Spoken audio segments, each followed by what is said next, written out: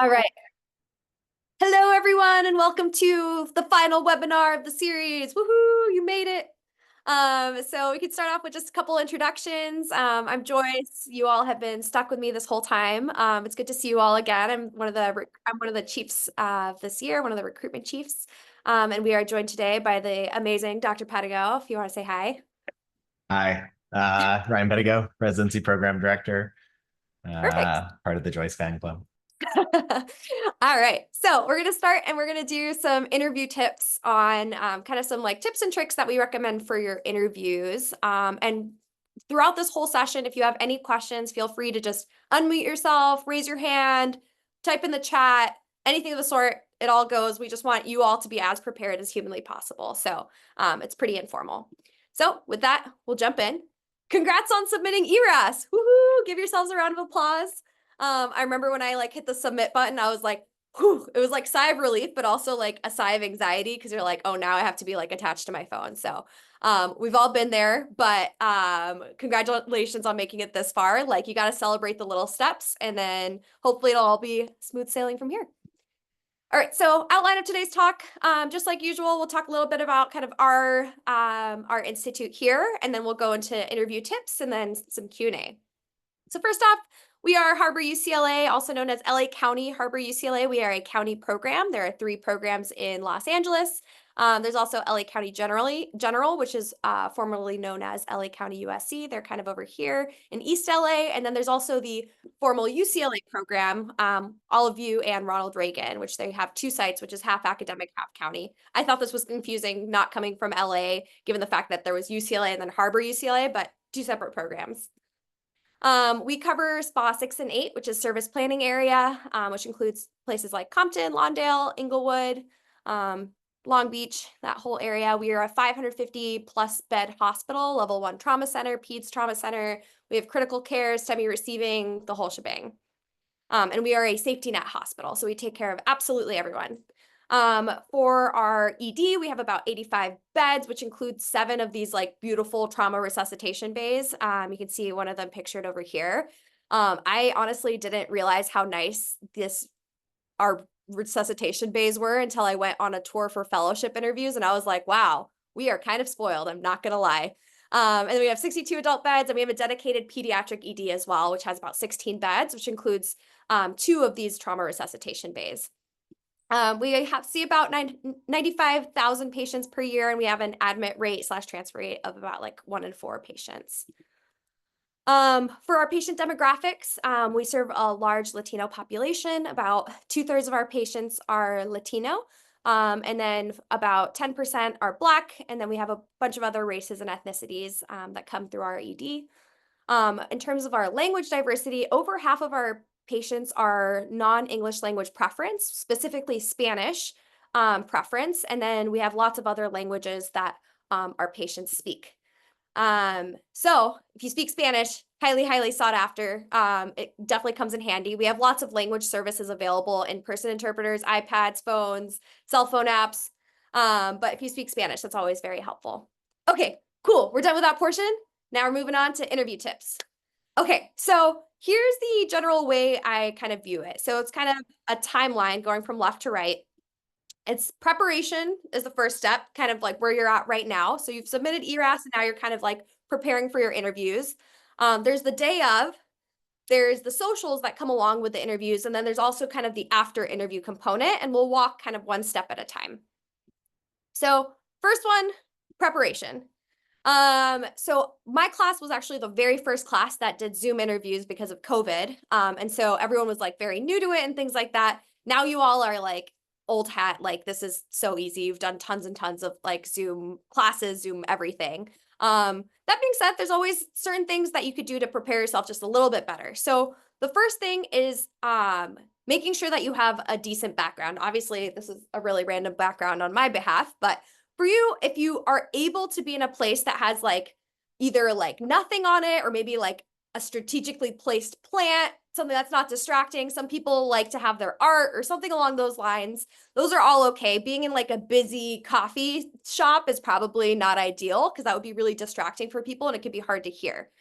Some people like blurring out their backgrounds, others find it distracting. You can kind of pick and choose and see what works best for you. Testing out your Wi-Fi. I would definitely recommend this. My very first interview, my Wi-Fi cut out completely when I was talking to the program director, and I basically had 2 minutes instead of the full 10 minutes, which was horrifying for my very first interview. Ended up being fine, but definitely check your Wi-Fi. I ended up doing all the rest of my interviews like on campus in the medical school just because I didn't want to mess with any of the Wi-Fi issues. So just check it out, like Zoom with a friend, make sure that you can hear each other clearly. Some people like ring lights. Totally up to you. I even like a desk lamp and just shining on your face, that works perfectly fine. You don't have to be a TikTok star. Try and limit distractions if at all possible. I know some people have kids and dogs and things like that, and like pets will walk in and out, and especially during socials, like that's more chill, but during your actual interview, you want to be able to focus as much as possible. Keeping the camera at eye level is great.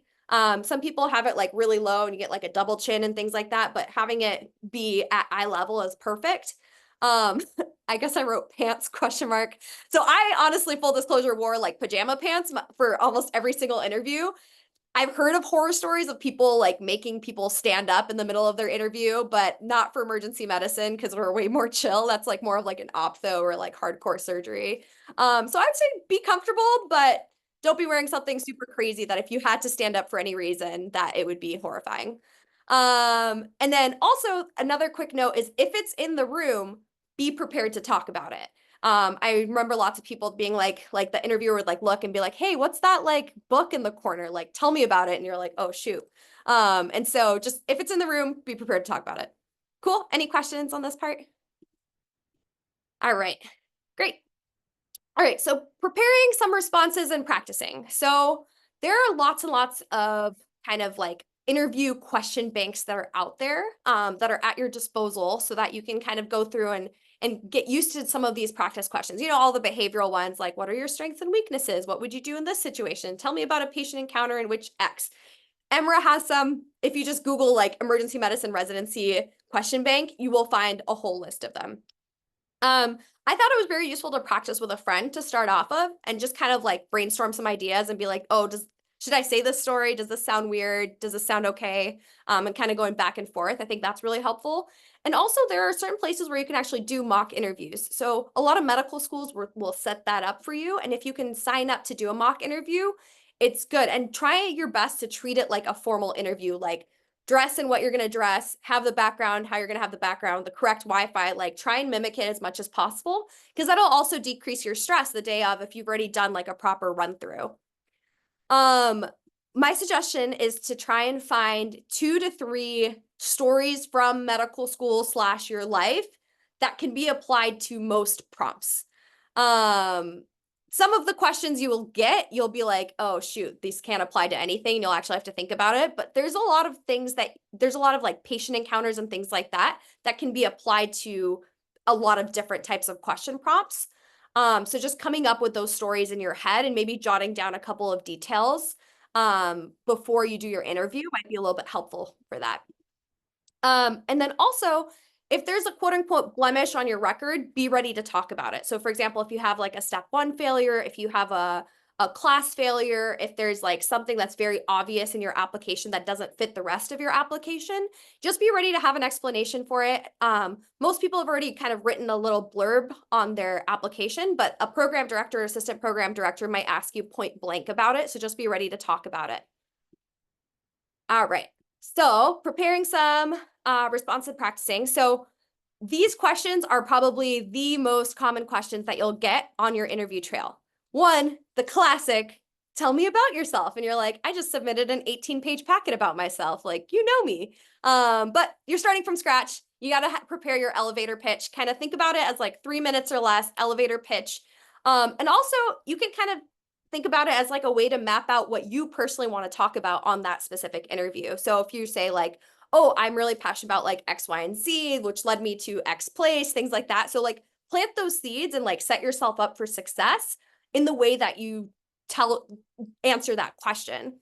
Another classic question, why EM? Why this specific program? Why medicine? And then what do you want to do in the future? You definitely don't have to have a finalized plan, but people generally like to know that you have some sort of direction. Be like, I'm interested in community practice. I'm interested in fellowship, maybe this versus this.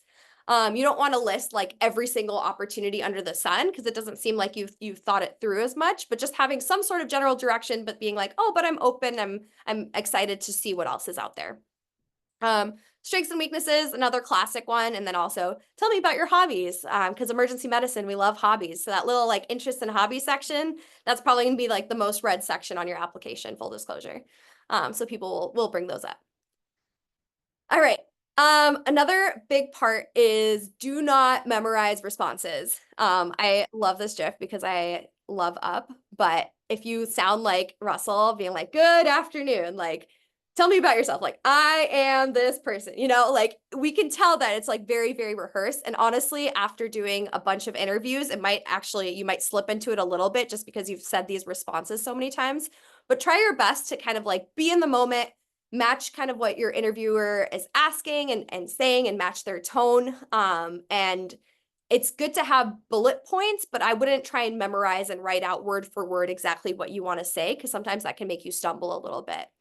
I know some people literally wrote down bullet points on a paper and put it behind their screen so they could just look up. I would just be careful because it might not look like you're looking at the camera and you can very obviously see you're looking at something else. So sometimes you could do like sticky notes on your laptop itself. That could be a little bit better, especially if you put it near the camera, but you could just trial out and see if you want to jot those notes and have a friend practice with you and see if you're maintaining eye contact appropriately. Okay, cool.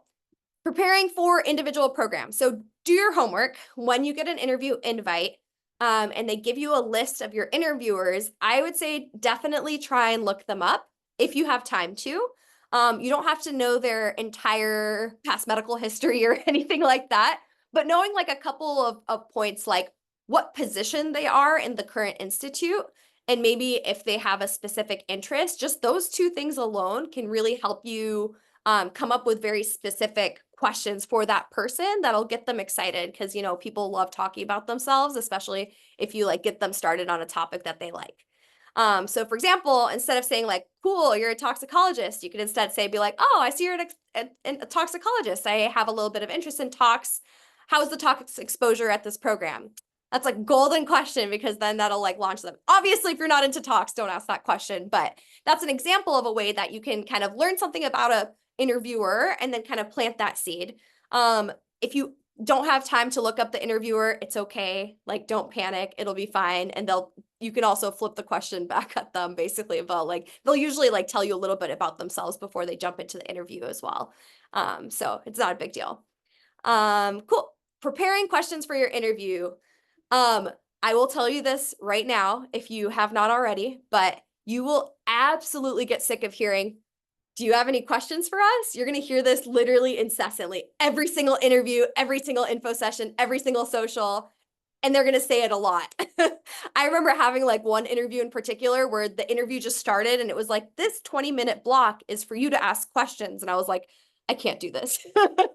So my recommendation is to have lots and lots of questions ready to go based on who you're asking them to. So have like a section of like questions you want to ask residents, questions you want to ask the program director, questions you want to ask faculty members, department chair, things like that. Just have general categories of questions of things that you genuinely want to know. And so you're tailoring exactly who you're asking the question to. Also, if you hear someone ask a question like in a social or something and you're like, dang, that was a really good question, feel free to pocket it for later. Like use it on other interviews, because that will help you kind of like learn a little bit more about the program. All right, cool. Next, day of preparing mentally. You've made it this far. They want to talk to you. Give yourself a pat on the back. Honestly, making it to the interview stage is a big deal. So like they like clearly are interested in you, and now you could just put your best foot forward. Basically the way that you should set your tone, it doesn't have to be like super crazy, like formal as maybe some other specialties. It's like a conversation, but try not to make it too awkward if possible. Like don't give one word answers, like don't be the awkward Dave, or it's just like, oh, tell me about yourself. Be like, I am Joyce. Pause, right? Like that's just like pulling teeth at that point. We've all had patients like that too. You like ask them an open-ended question like they teach you in med school. They give you like one answer and you're like, all right, here's another open-ended question. They give you one answer. You're like, this is so painful. And once again, people like talking about themselves, but this is an opportunity for not only you to put your best foot forward, but you to also learn about what that program is about. Don't always be thinking about how you're going to respond, but try to actually listen to what they're saying. This is kind of easier said than done, especially if you're a little bit nervous. You're like, what am I going to say? What am I going to say? And you like don't fully listen to exactly what they're saying. So if at all possible, try and like take a step back and like really try and have that conversation because that'll help you in the long run. All right. This is a big one. It sounds like this doesn't need to be said, but it does. Be nice to everyone. Don't just be nice to like the program director or like the resident that you meet, but like the program coordinators that are sending you the emails to make sure you have your interview time slot, that make sure you have everything set up. Be nice to those people because they have an input in the rank list and things too. But yeah, this goes without saying, but be nice to everyone. Okay, cool. Socials. So a lot of programs will have socials either the night before or the night after the interview itself. And there is a very wide range of what the socials are like. Some of them, they'll have like little games, they'll have snacks. You'll see like the residents all together in one room versus others. It'll be like maybe like one resident, two residents, and it's like kind of awkward and pulling teeth a little bit. Um, the Zoom fatigue does get very, very real, especially a few interviews in. But just like taking a breath, allowing yourself to be tired afterwards and take a nap, totally fine. I like would very habitually take naps between interview days and socials just because being on Zoom is exhausting. Some people ask like, is it okay to drink alcohol on socials? Is it not okay? My general tip is just kind of mirror what the residents are doing. If you drink alcohol, like if you don't, then obviously don't suddenly start drinking alcohol to mirror them. But like if they're drinking alcohol, then it's fine for you to drink alcohol. If like none of them are drinking alcohol and then you suddenly like crack open a beer, it's like it could be seen as a little bit weird. So I would just say whatever they're doing, feel free to also do. And socials are actually a really good time to see how residents interact with each other. Like, do they actually seem like they like each other? Do they actually seem like they hang out with each other? I thought it would be really hard to tell on Zoom to see like kind of these like natural interactions and stuff like that to see if people legitimately liked each other. But you can actually tell a lot. Like I remember one program in particular, we were all in a room and it was with one of the seniors. And then one of their interns popped into the room and the senior's like, oh, like, welcome to our program. And they were like, I go here. And it was so awkward. But that's also very telling. Like, it's a very big program. And so people don't actually know each other as well. But that instance, I was like, oh, you guys don't actually know each other. You can like say that you know each other, but you're not showing that you know each other. So try and like look out for those like little interactions between people because you can tell a lot. Okay, after the interview. So throughout interview season, you will get lots of people being like, ask me any questions. And then they'll type in their email, they'll type in their phone number. My recommendation is to like jot those down every single time. Like write down that phone number, write down that email. It doesn't matter if you're going to actually reach out or not, but the fact that you have it, if you wanted to ask more questions, you're going to be ready to go and you can actually ask those questions. I've like given out my phone number and email to like a whole bunch of people and I've only gotten like a few questions, and people really should be taking advantage of this a little bit more just because you can really learn a lot, especially if you still have lingering questions about a program, and can kind of get the insider scoop.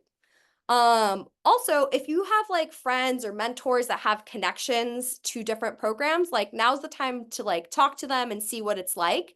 And also use each other as resources. Like you all have done sub-Is across the country. So if you see yourself interviewing with the same people over and over again, chances are they've done a sub-I in a place you're interested in, and you've done a sub-I in a place they're interested in. So have those conversations because that could be really helpful to get kind of what is it actually like on the ground at that program. Another tip is after you finish your interview day, either take notes or record like a little voice clip or a video of yourself, just kind of like word vomiting about the program. The reason I recommend either a voice recording or a video, it doesn't really exactly matter what you're saying, but you can kind of hear the excitement in your voice, right? If you're talking about a program and you're like, oh, and they have this opportunity and this person was great and I really liked it, versus like, oh, they have a good amount of ICU and I guess it's fine. Like you could already tell kind of what your initial gut feeling was based on like the excitement or disappointment in your own voice. And also, these programs start to blend together a little bit. I'm not going to lie. After like multiple interviews, they might start kind of mushing together. So having like notes or like a video can really help keep things separated and so that you can keep everything organized. Also, feel free to follow different programs on social media. Quick plug for our Instagram and Twitter. You all should definitely follow us. But most of these programs have some sort of social media and they'll post kind of about their like residents and like different things that they do. So it's nice to see a little bit kind of a different side of that program. I mentioned this already, but become friends with other applicants. I am an overly extroverted person, and so I would like look at people's screens, and if they had like a cool plant, I would like private message them and be like, "Nice plant," and then we would like talk on the side and become friends, or like, "Nice decoration." You definitely don't have to do that. I'm just over the top, but it's a way to make friends, and that way, actually, I became friends with one of my now co-residents, so it worked out. But yes, EM is a very small world. Like the people you see here in this like Zoom room, you will continue to see at like conferences and you'll see in the future, especially if you end up in like academic emergency medicine, like the world just gets like smaller and smaller and you keep seeing the same people over and over again. Whew, we made it. Congratulations. You put up with me talking for 23 minutes straight. Now I'm going to turn it over to you all. What questions do you all have? How can we help? Also, another plug, here's our Instagram and Twitter slash website. And if you have any questions whatsoever, Harbor EM DEI, the email that sent you that Zoom link, feel free to ask us questions and we can always connect you to more people too.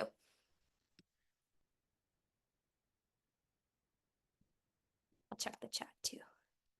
Also, anything to add, Pedigo?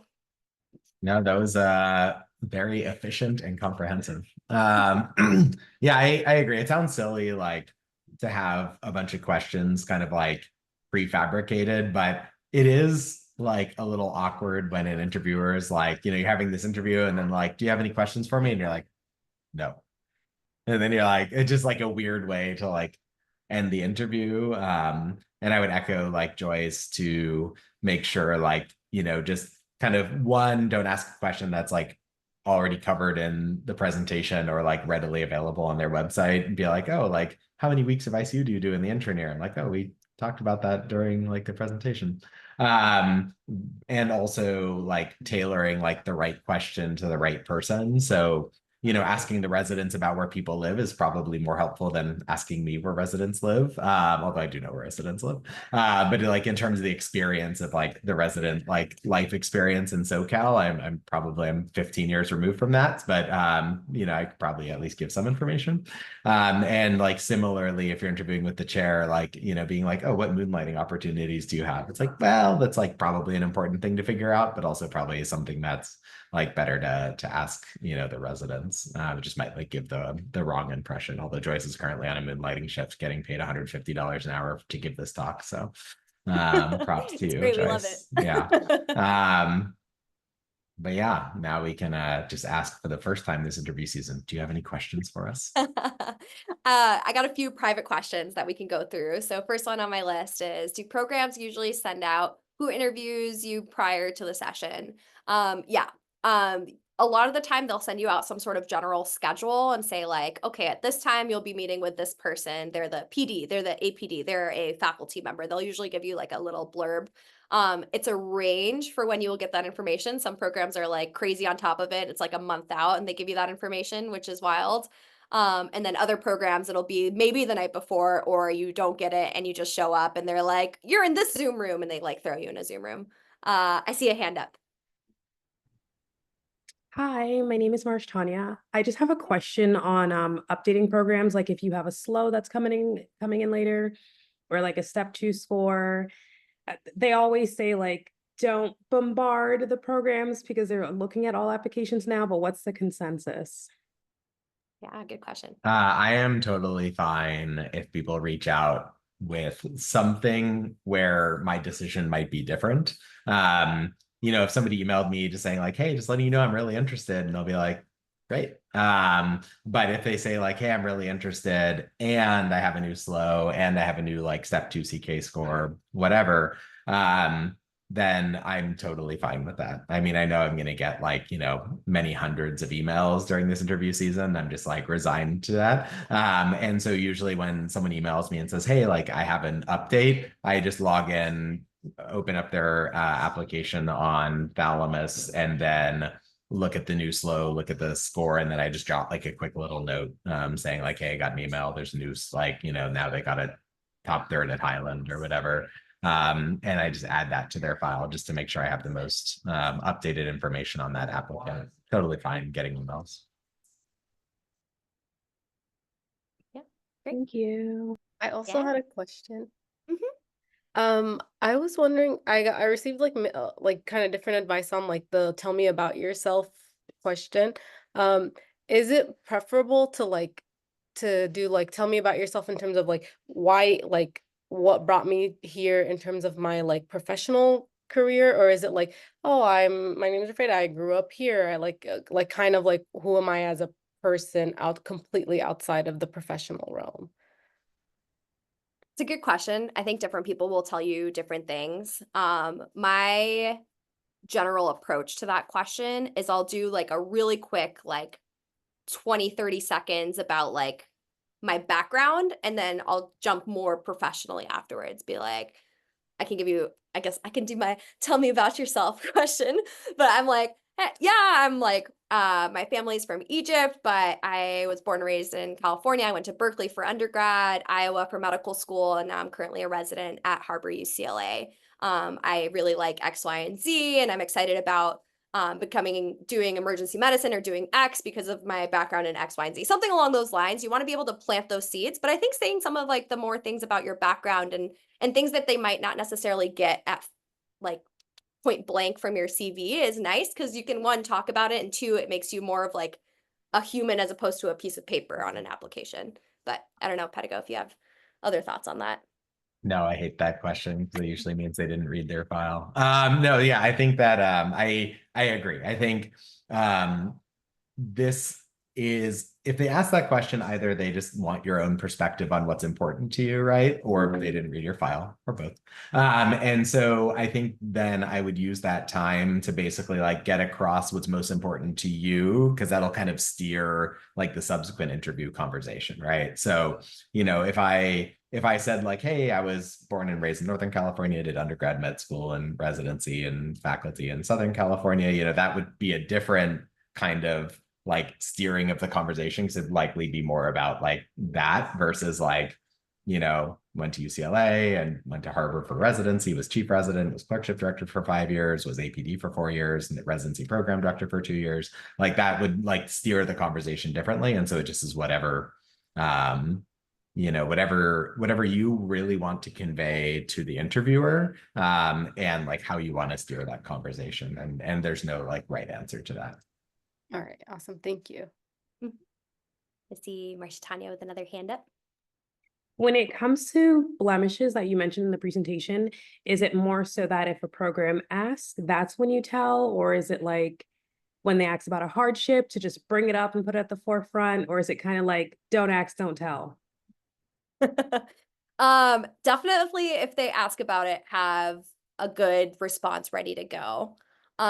If you want that to be your hardship, then you can definitely talk about it at that time, especially if you can tell that they're hinting at it.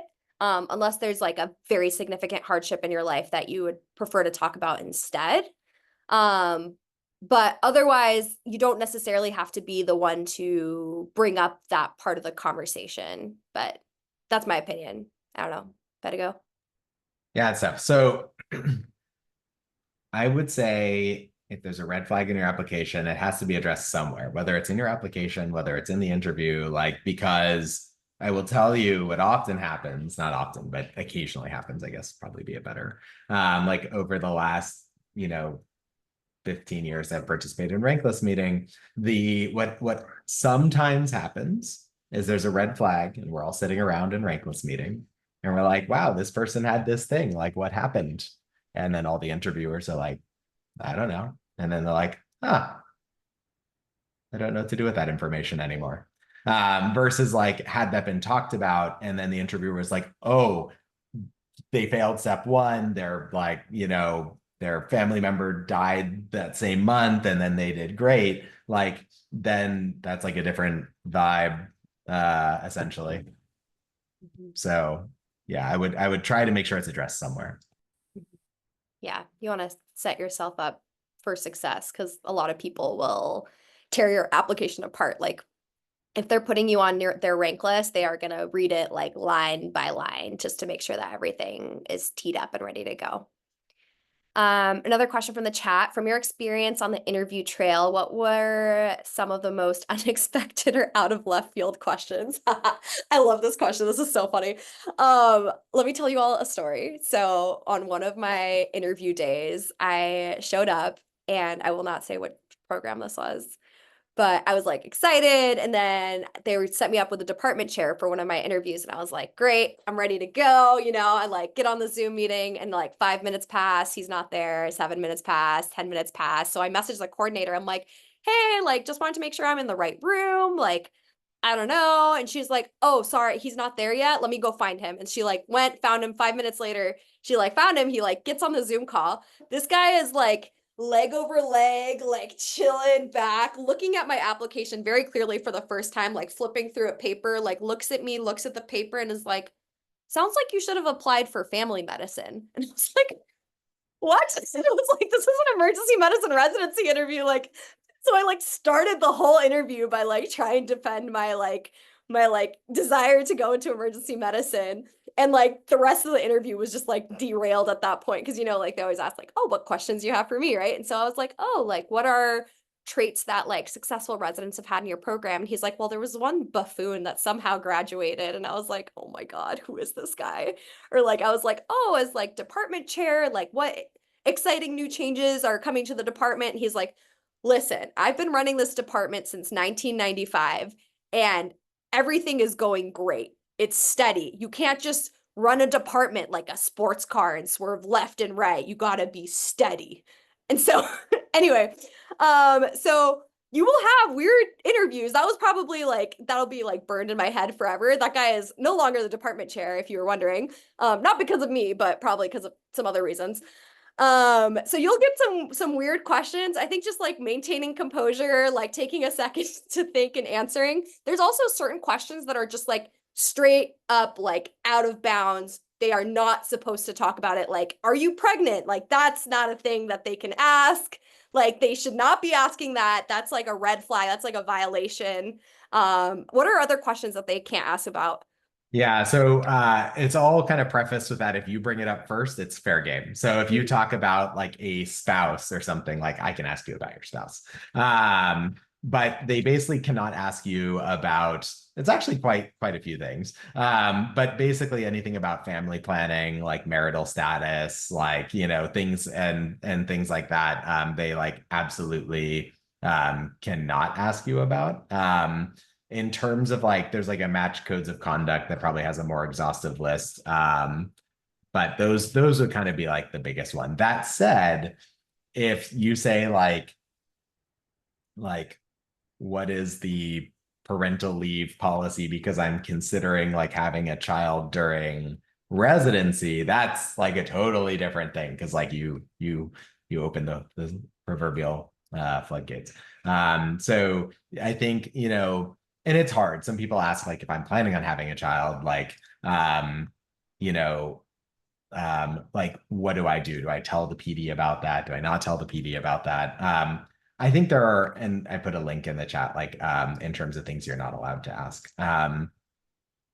But I would say personally, I think it's fine because if that person like ranks you lower, like you probably wouldn't have been supported anyway. And so that said, I also recognize that people may not feel comfortable. So I would definitely ask residents like what that is, right? Because there are, we've had 3 Alberts in the last year in our residency program. I'm trying to remember if I'm missing any. Well, Elise was 2 for 1, so. Well, it's true. Okay, well, I was counting P's, not number of children. But yes, that's true. Elise had twins. So yeah, we had four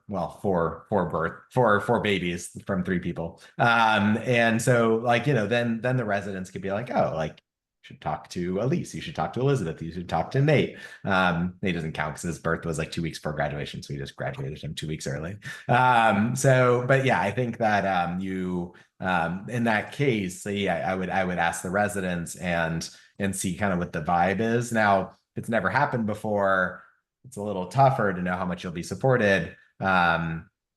But I think you can kind of like suss that out from the vibe of the residency programs, like supportiveness as a whole.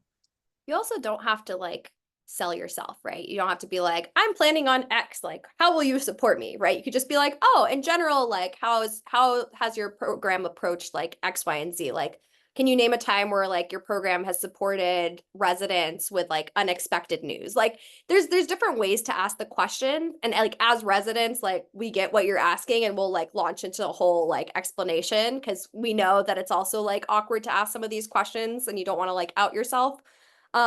So totally fine, but like feel free to ask any and all questions. And if you're ever uncomfortable asking in like a group setting or to like program leadership, you could always like get a resident's phone number and then talk to them on the side, because that's always an option as well. Cool. Quick question. I know in previous webinars, you mentioned that those who have done auditions at Harbor are guaranteed an interview. Does that work for later in the cycle? Yeah. Anyone that rotates with us gets an automatic interview. It doesn't matter what month you rotate with us. I already marked everyone in Thalamus who's rotating for the year. So yes. And then for those with relatively bland background views or just a hotel room, do you recommend using a virtual background? Any tips on picking one? If so, I personally, every person is a little bit different. I think a plain background is better than a virtual background, because the virtual backgrounds can get really distracting sometimes, where like, like if it's like blue to like randomly like strike blue across your face, and like you'd think that AI at this point would be good enough to make it like seamless, but it's not. This is a view of our emergency department that Pedigo's sitting in right now.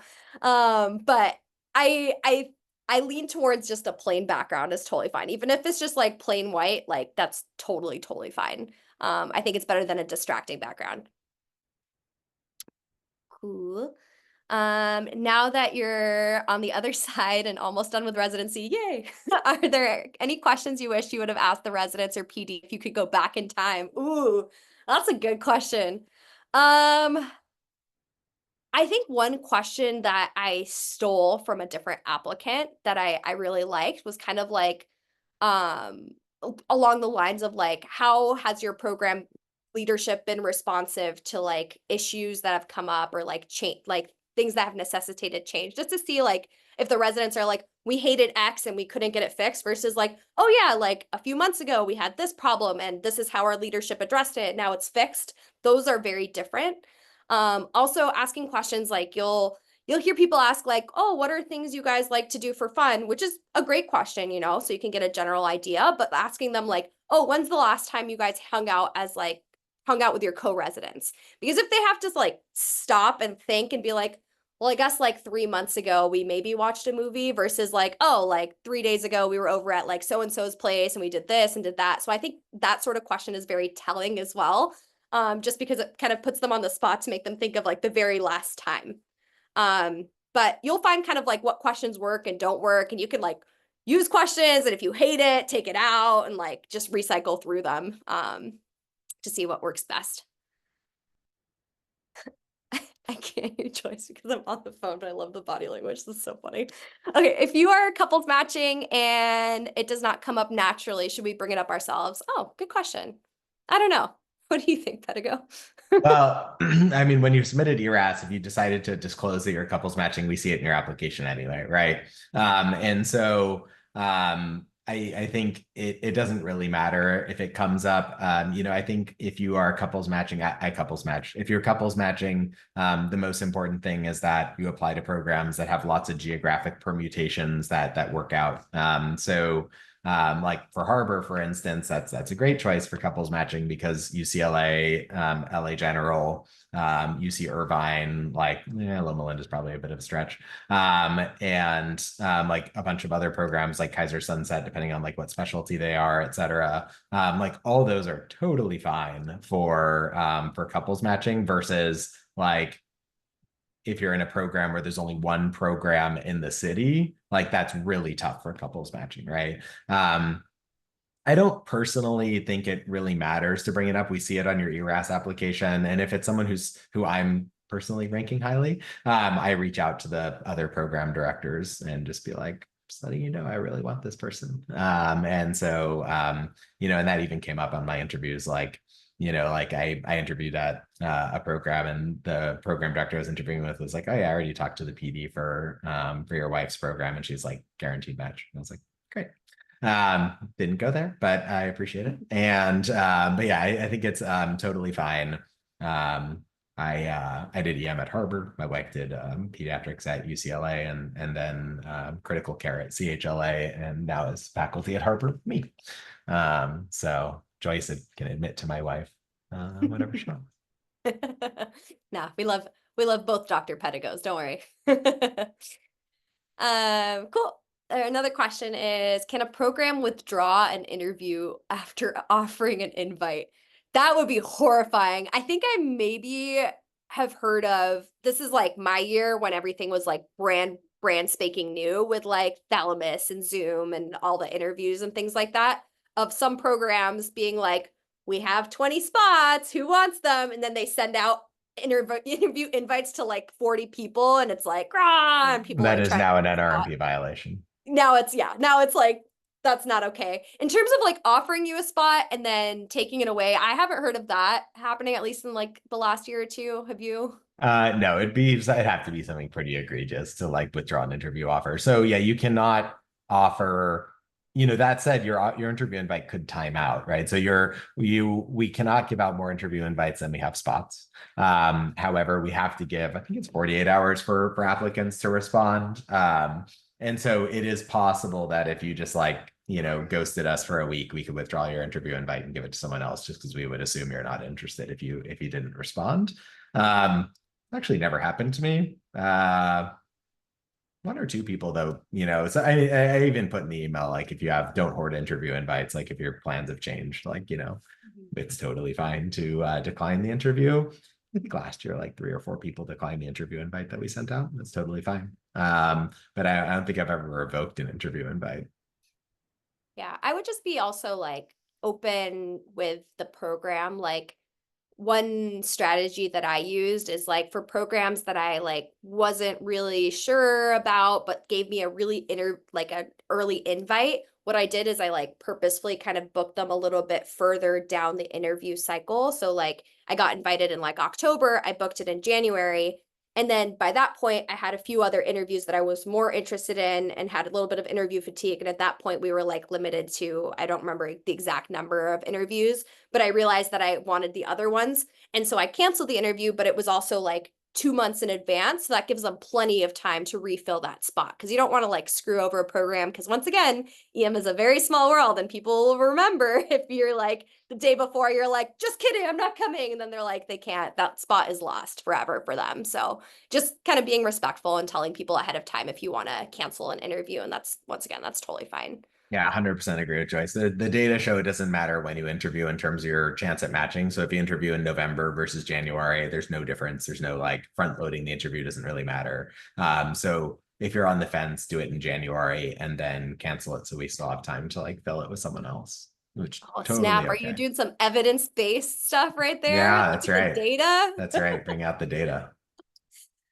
Cool. There's a question about, could you walk us through sign out culture? How is the overlap on average? How long beyond your shift do you find yourself staying? Great question. So Harbor is actually very unique in this sense because we have a dedicated 1 hour of teaching rounds at the start and end of every single shift. At first, when I heard rounds, I was horrified because I was like, I did not do internal medicine for a reason. But it's very, very different. It's very like quick and efficient. And the last like 10 to 15 minutes is usually dedicated to teaching like a new case or new topic, and the attending and the senior will kind of walk through different things. And it's a very like safe way of doing sign out.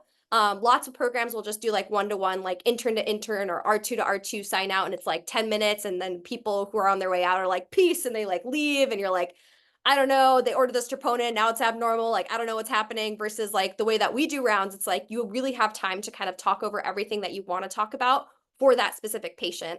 Also, the other thing is it kind of expands the basically sheer number of patient cases that you're exposed to. So like on any given shift, you might only see like 10, 12 patients on your own, but on rounds at the start, you just heard about another like 15, 20 patients, and at the end, another 15, 20 patients. And so you're really expanding like the sheer number of cases that you're exposed to, which is really, really fantastic for learning. In terms of sign out culture in general, don't sign out a pelvic exam, that goes without saying for anywhere, but like things like laceration repairs, paracenteses, like procedures and things like that. If you ran out of time on your shift, totally fine. Like it's a very, very supportive culture. Like people will always actively be like, please go home, please finish your notes. Like I will take care of that procedure. Like I want you to go. And we really look out for each other in that sense. So that's something that's been really, really positive. In terms of how long I've stayed after shift, this varies. When I was a brand spanking new R2, without a clue of what was going on, I could stay up to like an hour or two after shift. Now as like an R4, I'm like pretty consistent of either leaving on time or maybe like 15, 20 minutes after shift. Just wrap up a couple notes and maybe like discharge a patient or two, and then get out of there pretty quick. So you kind of learn as you go throughout the curriculum, but definitely at the start, I would stay over a little bit longer than I do now. And Dragon is rolling out in March, so Yay! that should also like decrease a little bit of the charting burden. That's DHS wide, so Harbor's the first, just because all the ED informaticists are faculty, except for Phil Gruber, I guess he's LA General. But the Harbor's first to roll out, but the stage rollout is like only a couple months. So by the time all of you start residency, all of you LA General and Harbor will all have Dragon Medical 1. Yeah, that will be a game changer. And all of our community sites that we rotate through, we have Dragon, and like the speed at which notes are completed is like infinitely faster. So that'll definitely be a huge plus when that rolls out. And we get to have it for what, like 4 months? Hopefully there's no delay because I want to use it. There'll be a delay. The Okay. 152 million dollars has been paid, and so it will be. It's just petty should change. happen. Yeah. Another question is, what should be included of letters for letters of interest? This is a good question. This is something we didn't really talk about as much, but kind of like after the whole interview season, right? You make your rank list, you decide like what's your like 1, 2, and 3 program. If you tell a program that they are your number one, they better be your number one, because if they're not, people are going to find out and it's not going to look good, especially if you're like really high on their list and you say you're ranking them number one and then you don't match there, then they're going to know that you straight up lied to them and that you put it down lower. So I would say, for the sake of like honesty and everything like that, if you're telling a program you're ranking them number one, definitely put them number one. In terms of whether or not letters of interest have any effect on your place in the rank list, it really honestly shouldn't. Like programs should be doing their rank list based on who they think would be best suited for the program. It shouldn't be based on like who they think will come to them. Some people maybe subconsciously are like, oh, they like us, we like them, sort of thing. But like in essence, it shouldn't really affect places on the rank list. In terms of what should be included, you don't have to write like a huge long essay or anything like that. I would definitely, if you're going to send out a letter of intent, do it before they do their rank list, if possible. You're not going to know when individual programs do their rank list, but 100% at least like a week before they submit it. Because usually they'll do it kind of like a week in advance-ish, depending on the program. And if they do any second looks, then definitely before the second look as well, to kind of send over that letter. In terms of letter of intent versus letter of interest, that's also a little bit different. Letter of intent is like, you are my number one, I'm ranking you first. Versus letter of interest, maybe you send to like program 2 and 3, like, I'm very interested in your program, but like, honestly, it's not necessarily as meaningful, because then they might look at it and be like, but they didn't say number one though. So some people say to send it, some people say to don't. I don't know. What are your thoughts, Pedigo? Yeah, spoken like a true maybe future PD, except you're doing an admin fellowship. So Yeah, so I completely agree. I would not send letters of interest, period. I think it's fine if you want to send a letter of intent to one program, the program you are ranking number one. Because if I get a letter of interest, be like, I'm ranking you highly. And I'm like, yep, that's not number one. And that's okay. And even someone's letter of intent, just like Joyce said, should not change my management. I should rank people only in the order that I want them, independent of my thoughts of what their likelihood of ranking me one is or matching with us is, right? They just even if I want them and they don't want me, I should still put them one if I want them, right? The challenge is that we are supposed to, well, last year we had to, this year we are supposed to. We are supposed to submit our rank lists before we do second looks because we don't want to make people feel forced to spend money to do in-person second looks, which is very reasonable.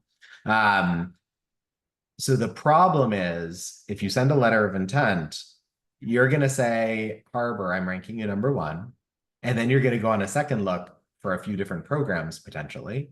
And that second look may change your decision.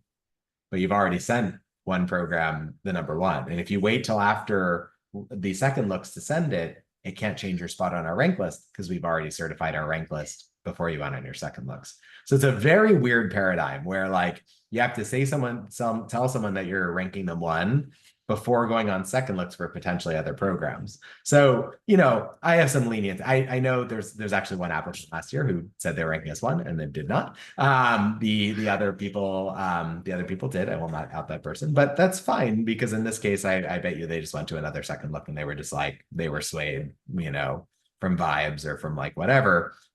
That's fine. But in general, if you're saying you rank someone number one, you really should. It just puts you in an awkward position because you have to say that before you go on any second looks, which may meaningfully change your decision. So weird situation. Don't know what the right answer is, except I would also agree with Joyce. I know exactly who, said they were ranking me one and then one, and did not. Doesn't Also, particularly bother me, but people talk. yeah, Like 100%. program Yeah, I mean, directors have I group won't tell chats. anyone. I won't tell anyone that, but I won't tell anyone who that was. It's fine, and I understand probably what happened, but other people may not, right? They might be a Yeah. little bit more like meh.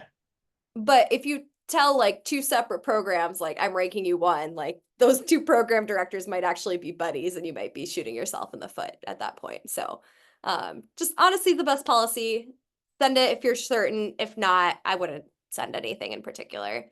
After interviewing, are there any ways to stay on the radar of the programs you are most interested in? Yeah, if you want to stay in contact, like once again, if you jot down kind of those phone numbers, those emails of people that you had sent stuff out to, it could be helpful to be like, hello, like chief resident or whoever, like I would like to ask you some more questions about X, Y, and Z, or if you talk to like a resident that was like on the interview panel and things like that. Because that could kind of one, give you more information, you can ask more questions, and two, it's kind of showing that you have increased interest in that program. In the interest of time, there's a few more questions. Thanks for joining. See you, Joyce. Thanks. Bye, everyone. Good luck. Bye. All right. How much are students expected to know where they see themselves in 5 to 10 years, and what do interviewers hope to get out of that question? Yeah, I always kind of hated that question. I was like, I don't know. I want to be like an emergency medicine doctor. Like, let me get trained first and I'll figure out my life later. I think having some sort of general direction is good. Just being like, I'm vaguely interested in academia, or I'm vaguely interested in community work, or like some sort of like general direction, but saying like you're open. I think that's totally fine. We definitely do not expect MS4s to have their exact like life map planned out. So just having like a good general answer to that question, I think is helpful. When people say to research a program, where can we find good information on the program that's not on the website? I think social media is pretty good. Social media can also give you kind of like links to other parts. So like you can see like, oh, like they tagged this person. Let me see what their account is like, and things like that. So you can get like a little bit of an insider scoop in that sense. Some people love med Twitter and some people hate med Twitter. I would just take it with a grain of salt. Oh, hello, doggo.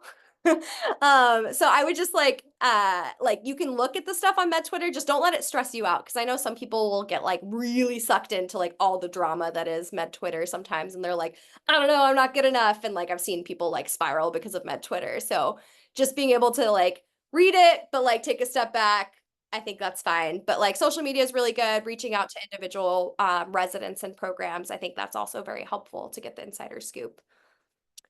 How do second looks work? Do you get invited to a second look? Good question. So typically programs will offer second looks to everyone that they have interviewed with, and they are all purely optional and should not change their thoughts on you for their rank list. So they'll just kind of like at the end of interview season or towards the end, they might send out an email and be like, our second look is going to be on February 7th from, I don't know, like noon to 7 p.m.